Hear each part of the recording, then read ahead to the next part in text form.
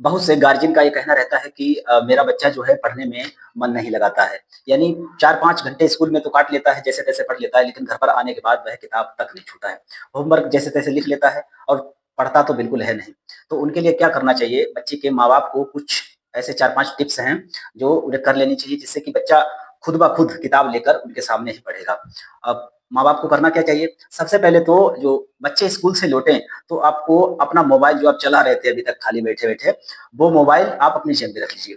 क्योंकि बच्चे क्या करते हैं कि जैसे ही माहौल में रहते हैं वैसे ही हो जाते हैं। बच्चे क्या, कोई भी व्यक्ति जैसे माहौल में रहता है वैसा ही हो जाता है। तो सबसे पहले तो आप उस मोबाइल को बंद करके रख लीजिए और उनका बैग जो है चेक करिए एक बार कि आपको क्या-क्या होमवर्क मिला है। चाहे बच्चा फर्स्ट स्टैंडर्ड में हो, चाहे 8th स्टैंडर्ड में हो। कोई भी इस बीच में भी कोई स्टैंडर्ड हो सकता है। तो आप उसको एक बार चेक करिए। उसके बाद जो है बच्चों को लंच कराने के बाद अब क्या है कि आप अ, चाहे तो किताब उठाइए या अखबार या कोई भी ऐसा पेज जो पढ़ने के लायक हो, आप केवल उसे देखिए। क्योंकि क्या होता है कि जब भी आप बच्चे पढ़ने बैठते हैं और आप अगर मोबाइल चलाएँगे तो वो डिस्टर्ब होंगे और उनका मन करेगा मैं भी मोबाइल चलाऊँ। और अगर आप किताब बेशक पढ़े नहीं, केवल देखिए, तो उसमें क्या होता है कि बच्चे भी वैसे ही करने का मन करते हैं। और बच्चे जब भी कुछ सीखते हैं, नया सीखते हैं, तो वो एक अनुसरण विधि से सीखते हैं। अनुसरण विधि मतलब कि अगर आप बताएँ कि ये पेन है, तो वो पेन ही समझेंगे। अगर आप ये बताएँगे शुरुआत से ही कि ये चाकू है, तो वो डेफ़िनेटली यही समझेंगे कि ये चाकू है। अगर आप बुक बताएँगे कि ये बुक है, तो ये हमेशा वो समझेंगे बुक है। तो होता क्या है कि बच्चे हमेशा अनुसरण विधि से समझते हैं।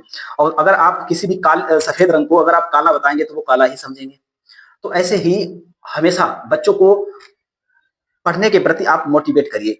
बच्चा जब भी पढ़ता है तो एक माहौल उन्हें एक अच्छा माहौल मिलना चाहिए। और आप सबसे पहले तो उसे ये समझाएँ कि पढ़ाई का महत्व क्या है। पढ़ाई का महत्व केवल अच्छे नंबर लाकर पास होना नहीं है, बल्कि एक अच्छा इंसान बनना है। तो आप ये सब उन्हें बातें बताइए और शाम को हर रोज़ या दूसरे-तीसरे दिन बच्चों को किसी महापुरुष की एक कहानी सुनाइए। और बच्चों को पढ़ने के लिए एक अलग रूम, अगर रूम नहीं है तो रूम में ही कोई अलग निश्चित जगह कर देनी चाहिए, जिससे कि बच्चे वहाँ पर बिना डिस्टर्ब हुए पढ़ें। तो क्योंकि बच्चों को एक माहौल जब भी मिलता है तो वो अच्छे से पढ़ते हैं। और कोई भी बच्चा, दुनिया का कोई भी बच्चा कमज़ोर नहीं होता है पढ़ने में, बशर्ते उन्हें एक अच्छा माहौल और एक अच्छा स्कूल और अच्छी किताबें मिलनी चाहिए, अच्छे टीचर्स मिलने चाहिए। तो वो क्या है कि सक्सेस की तरफ बढ़ जाते हैं। और अपने बच्चे पर विश्वास रखिए। अगर वह कभी भी कोई गलत कार्य करते हैं, तो उन्हें, मैं ये नहीं कहता हूँ कि आप कुछ वो गलत कार्य करें तो आप उन्हें पीटो, बिल्कुल नहीं।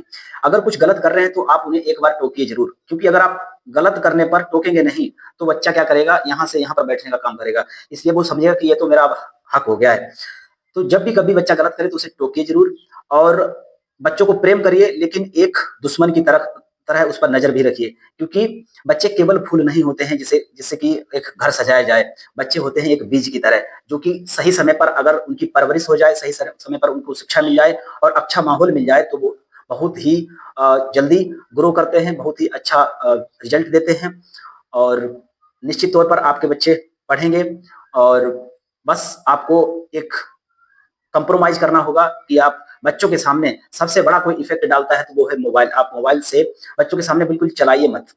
और निश्चित तौर पर आपके बच्चे बहुत अच्छा कार्य करेंगे। मिलते हैं नेक्स्ट वीडियो में, तब तक के लिए जय हिंद।